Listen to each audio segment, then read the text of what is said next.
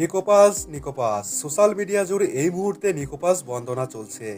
আর চলবেই না কেন, পরিসংখ্যান বলছে এই মুহূর্তে নিকোপাস ইতালিয়ান লিগ সিরিয়ার সেরা অ্যাটাকিং মিডফিল্ডার। দোস্ত, এই ভিডিওতে নিকোপাসের উত্থান, তার খেলার স্টাইল, পজিশন, ডিমারিয়ার সাথে তুলনা সহ স্কালোনির আর্জেন্টিনা দলে জায়গা পাওয়া ও ২৬ বিশ্বকাপের তারকা হয়ে ওঠার সম্ভাবনা নিয়ে বিস্তারিত আলোচনা করব। ওয়েলকাম সবাইকে ফুটবল সামারে। কোমর হয়ে দুর্দান্ত সিজন পার করছে নিকোপাস। শেষ ৫ ম্যাচে করেছে ৫ গোল।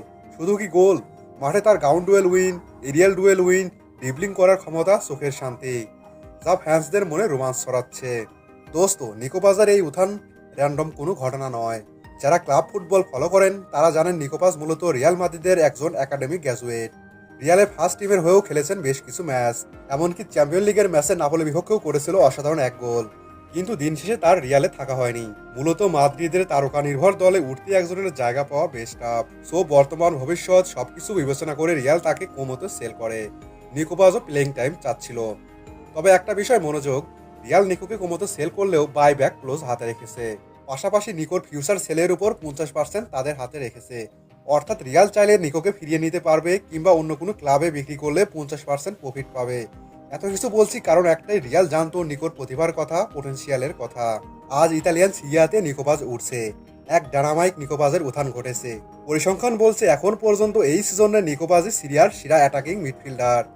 লক্ষ্য করুন, most key passes, most expected assist, most dribbles, most shots, most short assist, most offensive duels, most attacking actions, সব ওয়ান্ডার বয় নিকোপাসের। আলেহান্দ্রো গার্নাচোকে নিয়ে অনেক হাইপ থাকলেও আমার ব্যক্তিগতভাবে নিকোপাসকে ভালো লাগে। তার খেলার স্টাইল, পজিশনিং সেন্স, স্কিলস, উচ্চতা সব মিলিয়ে একজন পারফেক্ট ফুটবলার হয়ে ওঠার সকল সম্ভাবনাই আছে। আর একটা কথা নিকোপাসকে নিয়ে না বললেই নয়, ছেলেটার মাথায় মগজ আছে, ইন্টেলিজেন্ট। এটা আমার কথা নয়, খোদ আর্জেন্টিনা কিং লিও মেসির কথা। Last world cup qualifier match শেষে খোদ লিওনেল মেসি নিকোপাসের বুদ্ধিমত্তার প্রশংসা করেছিলেন। কারণ মডার্ন ফুটবলে শুধু আপনার স্কিল থাকলেও হবে না, সাথে আপনার জানতে হবে কখন বল হোল্ড করতে হবে, কখন ছাড়তে হবে। নিকোপাস মূলত একজন অ্যাটাকিং মিডফিল্ডার, পাশাপাশি সেন্ট্রাল মিডফিল্ডার, রাইট উইঙ্গার হিসেবে খেলে থাকে। আর এখানে ডিমারিয়ার সাথে তার তুলনাটা উঠে আসছে। তুলনা ঠিক বলবো না, অ্যাকচুয়ালি বর্তমান আর্জেন্টিনা দলে ডিমারিয়া অবসর নেওয়ার পর তার জায়গা পূরণ করার মতো কোনো পোটেনশিয়াল প্লেয়ার এখন পর্যন্ত পাওয়া যায়নি। ফলে নিকোপাসের এই উত্থানে ফ্যান্সরা তাকে ডিমারিয়ার রিপ্লেস বা বিকল্প ভাবা শুরু করেছে। যদিও নিকোপাসের ন্যাচারাল পজিশন অ্যাটাকিং মিডফিল্ডার, আমি মনে করি নিকোপাস ন্যাচারাল উইঙ্গার না। সো সে হয়তো পার্ট টাইম উইঙ্গার হিসাবে ব্যাকআপ দিতে পারবে। তবে দীর্ঘমেয়াদী পরিকল্পনায় তাকে তার ন্যাচারাল পজিশনে খেলানো উচিত, তবেই তার প্রতিভার সর্বোচ্চ বিকাশ ঘটবে। এবার আসি লিওনেল স্কালোনি আর্জেন্টিনা ও বিশ্বকাপ দলে জায়গা পাওয়া তারকা হয়ে ওঠা প্রসঙ্গে। আপনি জানেন ইতিমধ্যে নিকোপাসের আর্জেন্টিনা ন্যাশনাল টিমে অভিষেক হয়েছে এবং অভিষেক ম্যাচে একটা অ্যাসিস্ট করে, তাও আবার যাকে তাকে নয়, কিং লিও মেসিকে। শুধু কি অ্যাসিস্ট, যে কয়েক মাঠে ছিল মুগ্ধতা ছড়িয়েছে স্কিল ড্রিবলিং দিয়ে। টিআইসি স্পোর্টসের রিপোর্ট অনুসারে আগামী মার্চ ওয়ার্ল্ড কাপ কোয়ালিফায়ারে ব্রাজিল ও উরুগুয়ের বিপক্ষে দলে ডাক পেতে যাচ্ছে নিকো। এবং রিপোর্ট অনুসারে নিকোপাস অলরেডি মাস্টারমাইন্ড স্কালোনির আস্থা অর্জন করে নিয়েছে। তার উপর দুর্দান্ত ক্লাব ফর্ম, স্কালোনি তাকে ডাকবে এটাই তো স্বাভাবিক। এখন প্রশ্ন হচ্ছে, নিকোপাস কি স্কালোনির ২৬ বিশ্বকাপের পরিকল্পনায় থাকবে, বা থাকলেও কি পজিশনে খেলবে? এক্ষেত্রে অবশ্যই আমি মনে করি নিকোপাস স্ট্রংলি স্কালোনির ওয়ার্ল্ড কাপ পরিকল্পনায় আছে। সামনের ম্যাচগুলোতে আপনি তার প্রতিফলন দেখতে পাবেন। স্কালোনির বেসিক ফরমেশন হলো ৪-৩-৩ ও ৪-৪-২, অর্থাৎ ৩ কখনো ৪ মিডফিল্ডার ইউজ করেন স্কালোনি।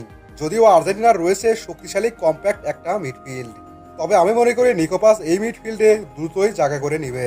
সেক্ষেত্রে ৪-৩-৩ ফরমেশনে দল সাজালে ডাবল পিভট হিসাবে এনজো ফার্নান্দেজ ও ম্যাকঅ্যালিস্টার থাকবে, অ্যাটাকিং মিডে থাকবে নিকোপাস। আবার ৪-৪-২ ফরমেশনে এনজো ফার্নান্দেজ, ম্যাকঅ্যালিস্টার, ডিপোলের সাথে ভালোভাবেই শ্যুট করবে নিকো, কারণ নিকোর ডিফেন্সিভ অ্যাবিলিটি এতটাই স্ট্রং যে সেন্ট্রাল মিডফিল্ডার হিসাবেও খেলতে পারে। সবই বলছি সম্ভাবনার কথা। এখন হয়তো নিকোপাস প্রথম একাদশে জায়গা পাবে না, তবে আমার বিশ্বাস নিকোর যে পোটেনশিয়াল খুব শীঘ্রই স্কালোনির নোটবুকে নাম উঠে যাবে। হয়তো ২২ বিশ্বকাপের এনজো ফার্নান্দেজ, ম্যাকঅ্যালিস্টারের মতো ২৬ বিশ্বকাপের তারকা হয়ে উঠবেন নিকোপাস। আপনি কি মনে করেন কমেন্ট বক্সে জানান। সাবস্ক্রাইব, লাইক, ফলো দিয়ে সাথে থাকবেন। ধন্যবাদ সবাইকে।